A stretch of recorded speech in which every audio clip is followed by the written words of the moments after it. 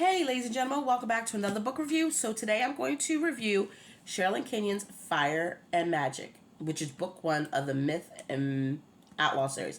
So this is my first time trying to be on camera. So let me know in the comments below if you like it or you want me to go back to my style of just showing the book cover and reviewing it. I'm a very animated person. I talk with my hand. I make crazy faces all the time. So here we go. Now, this is a fantasy book. And look at the cover. You can see it's got the dragon and the unicorn. My mind went blank. And it's on the edging of the book. It's got the dragons. On the inside, it gives you a map, which I love. Loved it. And then another thing that I like is, I don't know if the camera will pick it up, but it's a very late drawing of a unicorn and a dragon. They're on at the beginning of each chapter, and I love it.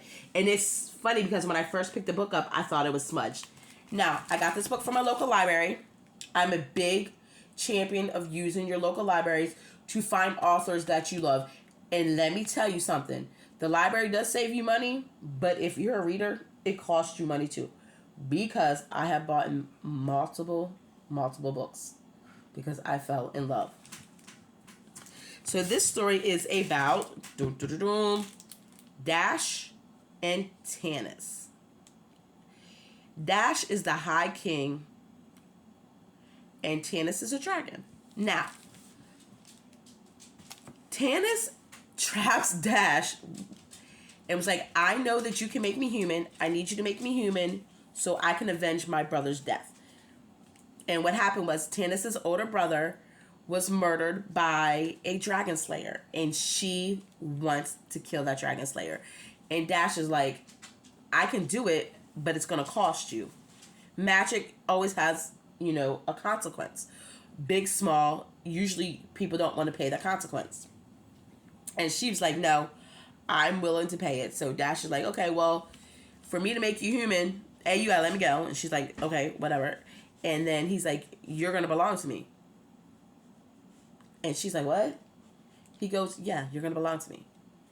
And she goes, you know what? I can deal with that. I want to avenge my brother. So there's that. And I was like, okay, Miss Lady, do you even know what you're getting into? Well, a shocker is Tanis doesn't realize Dash is the High King of the 13 Kingdoms. Because there's 13 kingdoms in this book. He is the High King of the 13 Kingdoms. And he is revered. People are shook with Dash because Dash has let it be known, don't mess with me. If you're treacherous to me, I'm going to be treacherous to you. And I'm going to murk your whole family, including your pets. Don't play with me. He's ruthless. And I was like, oh, okay. So he does. He makes her into a human, and they go on a journey to avenge her brother's death. In this book, you meet unicorns, dragons, and you find out that Dash as a unicorn can shapeshift into a human. You meet brownies, hobgoblins, nymphs, oni. There's Japanese demon. I'm not 100% sure. But I think this series is going to have a little bit of every mythological creature in it. And so you find out that even though Dash is ruthless, he does stuff for a reason. Like, Tanis asked him, she was like, you know what? Why did it have to be this way? He goes, do you see these children playing? And she was like, yeah. He goes, they would not have been allowed outside before because people were murdering them, kidnapping them, doing things to them. And he goes, yeah, it still happens, but it's known that if you get caught, you're done. I did that. I want everyone to be safe. And if I have to be the villain in everyone's story, basically, then I will be. And I like that. I was like, oh, so he's doing things, he might be bad, but he's doing them for a good reason, which, don't get me wrong, you shouldn't have to do. But again, this is a fantasy. I love the dynamics between Dash and Tanis. I love them. I love how the romance blossoms. I love how the secrets come out. And you know what's funny? to me, I told you, I make crazy faces. I'm sorry. You know what's funny to me is you don't get a lot of the outlaws. Like, you hear about them, but you don't hear a lot about them. So this is a really good world building book to begin with. I do not like this, you guys. Ugh.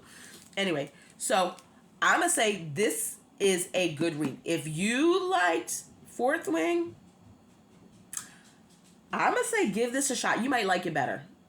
Now, I don't know if you want to wait till there's book 2 or 3 to see how that goes, because I know me, for one, if it's a new author and I don't know how I'm going to like it, I want a couple of books before I jump into it. But like I said, this is the first book. But it's a fantasy book. It's good. I know people that read Sherilyn Kenyon and they love her. Like, love her. Like, we wait for her books.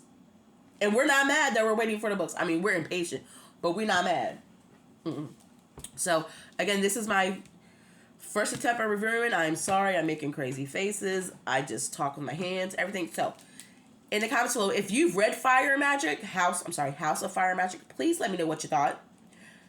Because, I gotta say, this book will be getting bought, which will, you guys, make my husband crazy. Because if you've seen any of my other videos, you know I just bought 3 bags of books from my local library.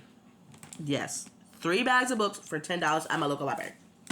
But this will have to be another purchase. So, I'm done. I feel awkward. I feel weird. But let me know how you like this review. I may continue doing them. I may not. All right, ladies and gentlemen. I'll talk to you later. Bye.